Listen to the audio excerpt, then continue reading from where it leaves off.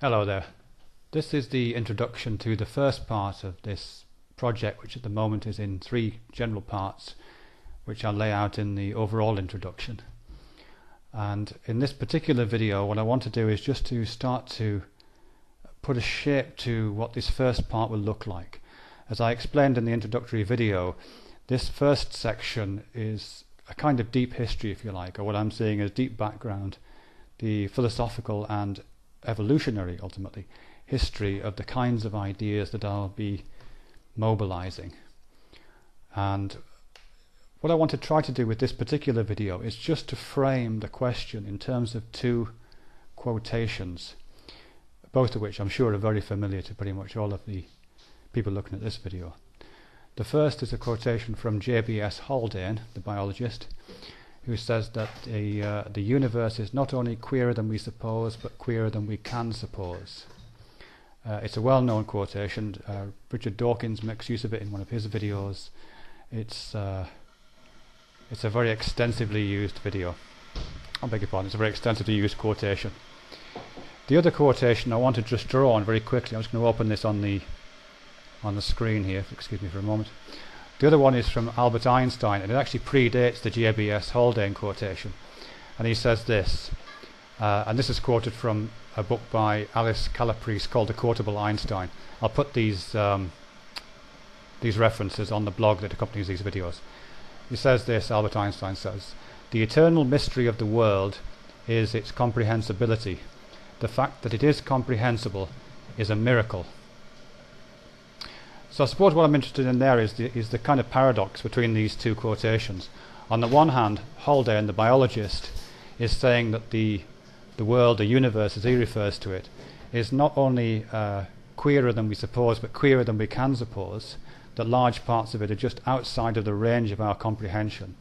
They are intrinsically incomprehensible. And yet, actually writing earlier, Einstein says that the mystery of the world is that very comprehensibility. And I think out of that emerge two big questions, which are the ones that I want to deal with in this section, which are, first off, what does it mean for something to be queerer than we suppose?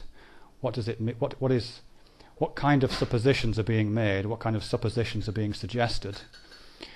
And what does it mean for something, as I say, to lie outside the terms of those methods of supposing, i.e. to be queerer than we can suppose?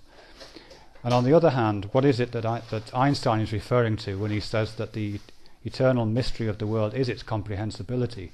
The fact that despite, as Haldane says, despite the large parts of the universe apparently lying outside the range of our comprehensibility, yet we can still touch and sense and come to know those regions, which should be beyond our senses.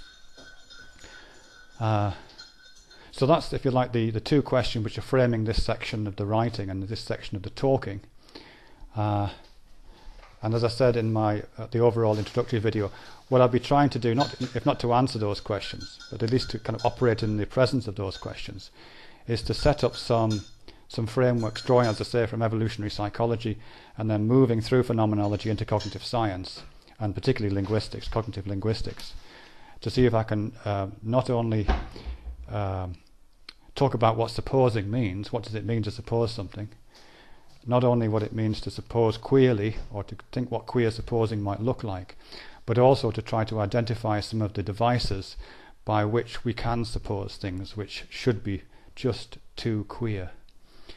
And of course what I'm suggesting, given the terms of what I'm talking about, is that those devices are poetic devices. And the very fabric of our cognition, the very fabric of our consciousness, the very fabric of all of our understanding, at its most personal level, right at the level of perception, I'll be saying, is something which we now might call poetics. Okay, I'm going to leave this video there because that's just, if you like, the kind of introductory paragraph to what I want to be talking about. And in the next couple of videos, what I want to try to do is just lay out relatively short framing examples, that kind of thing, to talk about some of these possibilities, to talk about some of these histories, and to try to put some landmarks in place that I can steer these these questions through to see if we can get some kind of through line in place. I'm not promising I'll be able to do that, but that's certainly the ambition that I'm trying to set myself for this. So I look forward to hearing from you again if you want to respond. If you don't, of course, that's absolutely fine. But what I'll be trying to do is write up the things that I've said, because obviously I'm just making this up as I go along. I'll be writing this up and putting it in the blog that accompanies this, and there'll be a link in the information box accompanying this video directly to that write-up. It probably won't be there for a couple of hours, but once I finish writing that up, it'll be there. Thanks very much for watching.